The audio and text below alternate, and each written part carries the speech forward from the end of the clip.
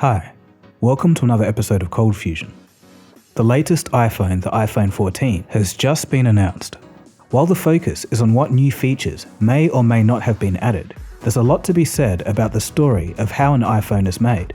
From European chip manufacturing machines to Taiwanese critical components, it really is a global effort to put one of these devices in your hand. Since the beginning, China has been the go-to place to manufacture the iPhone. But lately, due to potential signs of instability in China, Apple is increasingly looking towards India to pick up some of that manufacturing capability. Let's take a look at what's going on. You are watching ColdFusion TV.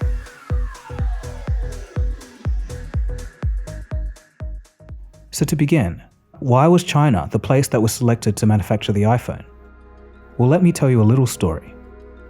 As detailed in my book, in 2007, Steve Jobs decided to have a glass screen instead of plastic for the first iPhone. He made this decision just weeks before its launch, but what I didn't write was how this was achieved. American companies said that this last-minute switch was impossible. However, a Chinese factory said that they could do it.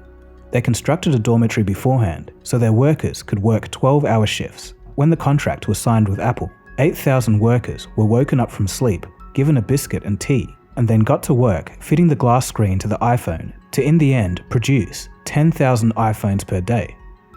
If this work was done in the United States, 1, it would be much more expensive, and 2, it would take a few months to gather all the workers, while in China, it only took a few days. Leaving aside the obvious human rights issues, stories like this highlight why China is dubbed the world's factory and why the iPhone is mostly made there. But as mentioned, recently, things have begun to swing towards India. Apple first started manufacturing iPhones in India in 2017 with the iPhone SE. Since then, Apple has been working with suppliers to ramp up manufacturing in India, and now it's picking up the pace. In 2020, India was making 1.5% of global iPhone supply. Currently, the country accounts for about 5% of supply. With the iPhone 14 in 2022, Apple wants to raise this to 7%. That's around 12 million iPhones. Earlier this year, Apple even started making the iPhone 13 in India. Last month, Apple analyst Ming-Chi Kuo stated that iPhone 14 production would begin in India 6 weeks after beginning in China. Usually, this lag would be 6 to 9 months. It's believed that iPhone 15 production next year will begin simultaneously in both countries.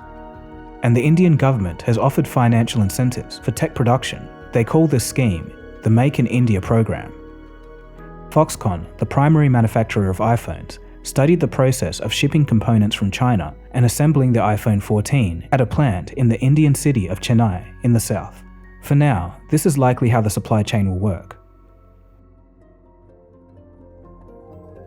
While this may be good news for India, there are still 3 main hurdles to overcome. Number 1, there is a huge supply chain network in China, which doesn't exist in India. It would take a lot of investment to get a parallel Indian system to a comparable state.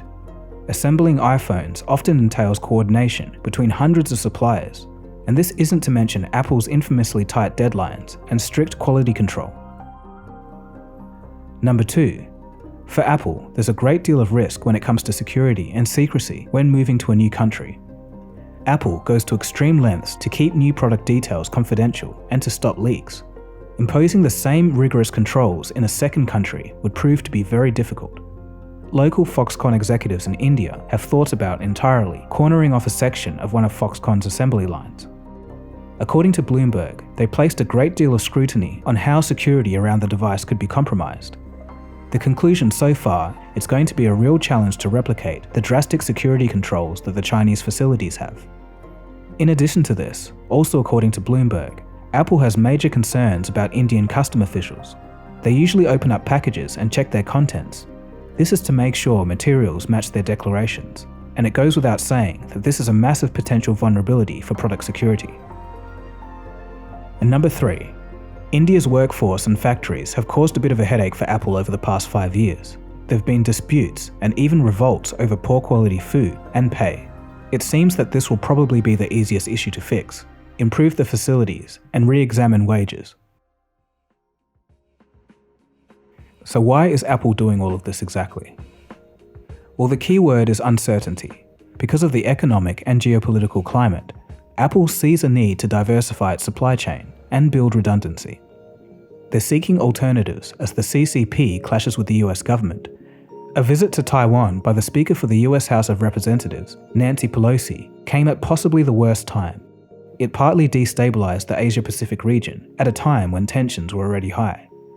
Harsh lockdowns across China, especially those in the manufacturing hubs, have really disrupted economic activity.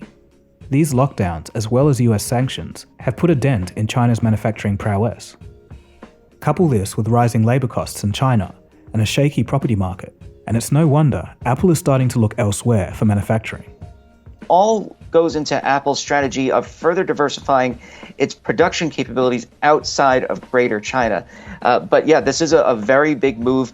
And does it mean that Apple is going to move entirely out of China? No, but it does see Apple hedging its bets that there's potentially bigger problems coming as far as manufacturing products there down the line. And obviously this also comes after all those lockdowns and shutdowns that we've seen in China hampering manufacturing. So this is Apple making a bet on the fact that they may have to further diversify just to kind of get away from these kind of troubles in the future.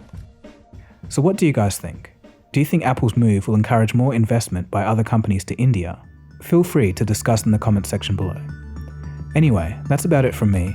My name is Dagogo, and you've been watching ColdFusion, and I'll catch you again soon for the next episode. Cheers guys. Have a good one.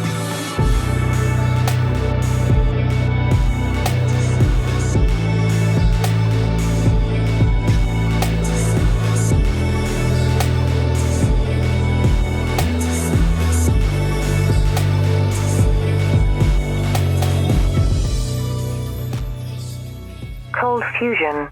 It's new thinking.